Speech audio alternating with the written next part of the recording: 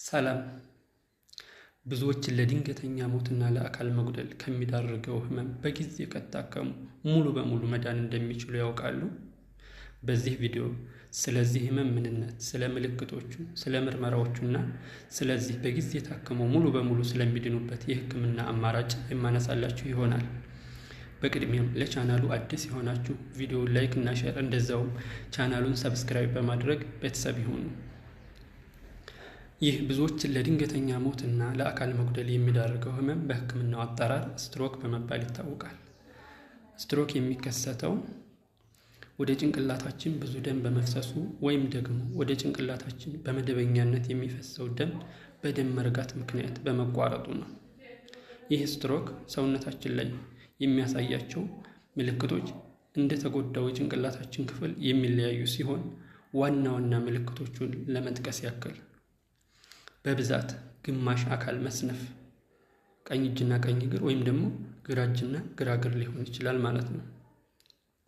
እንደዛውም በጣም ከባድ የሆነና የተለየ ድንገተኛ የሆነ የራስ ህመም ስሜት፣ እንደዛውም አይንን መጨፈን አለመቻል፣ የፊት መጣመም፣ እንደዛውም መናገር አለመቻል ወይም ደግሞ ንግግርን መረዳት አለመቻል፣ እነዚህ ዋና ዋናዎቹ የስትሮክ ምልክቶች ናቸው። አንድ ሰው እነዚህም ምልክቶች ካሳየ ወደ ጭንቅላት ውስጥ ምን እንደተከሰተ፣ የደም መፍሰስ ነው ያለው ከፍተኛ የሆነ የደም መፍሰስ ወይም ደግሞ የደም ፍሰት መቋረጥ የሚለውን ለመለየት ምርመራ ያስፈልገናል ማለት ነው። እነዚያ ምርመራዎች ሲቲ ስካን ወይም ኤምአርአይ ሊሆን ይችላል። በብዛት የሚገኘውና የደም መፍሰስ ከፍተኛ የሆነ የደም መፍሰስ አለ ወይም የለም የሚለውን የሚለይልን ሲቲ ስካን ነው። ስለዚህ አንድ ሰው በሲቲ ስካን ታይቶ ወደ ጭንቅላቱ ከበቂ በላይ የሆነ ወይም መደበኛ ያልሆነ ብዙ የደም መፍሰስ እንደሌለ ከተረጋገጠ እንዳልኳችሁ ቀደም ብዬ በመግቢያ ላይ ያነሳሁላችሁን ህክምና በጊዜ ሊሰጠውና ሙሉ በሙሉ ከምልክቶቹ ወይም ከህመሙ ሊያገግም ይችላል ማለት ነው። ያም ህክምና በሲቲ ስካን የምናየው ከመደበኛው የተለየ ወይም ደግሞ ኖርማል ያልሆነ ብዙ የደም መፍሰስ መኖር አለመኖሩን ነው ማለት ነው። ይህ ነገር እንደሌለ በሲቲ ስካን ከተረጋገጠ ምክንያቱ የሚሆነው አብዛኛው ስትሮክ የሚከሰተውም በደም መርጋት ነው። በደም መፍሰስ ሳይሆን 85% ስትሮክ የሚከሰተው ወደ ጭንቅላታችን መደበኛ የሆነ የደም መፍሰስ እንዳይኖር የተቋረጠ ነገር ሲኖር ነው። በደም መርጋት ችግር ማለት ነው። ኢምቦሊክ ወይም ደግሞ ትሮምቦሲስ በምንለው ማለት ነው በህክምና አጠራር። ስለዚህ ይህ ህክምና ደግሞ የሚሰጠው ሰውየው ምልክቱ በተከሰተ በ5 ሰዓት ውስጥ ወደ ጤና ተቋም ከደረሰ ነው ማለት ነው።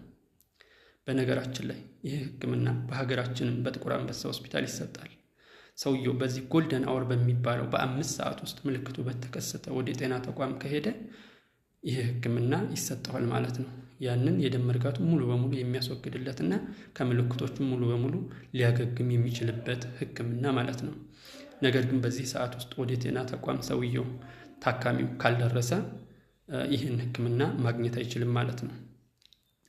በተጨማሪም በ24 ሰዓት ውስጥ ወደ ጤና ተቋም ከደረሰ ደግሞ ሌላ አማራጭ ህክምና በደም ስር በሚገባ ቱቦ ወይም ቀጭን ገመድ ያንን የደም መርጋቱን መወገድ የሚችልበትን ህክምና ያገኛል ማለት ነው። ይህንንም ለማግኘት በ24 ሰዓት ወደ ጤና ተቋም መሄድ ይኖርበታል ማለት ነው።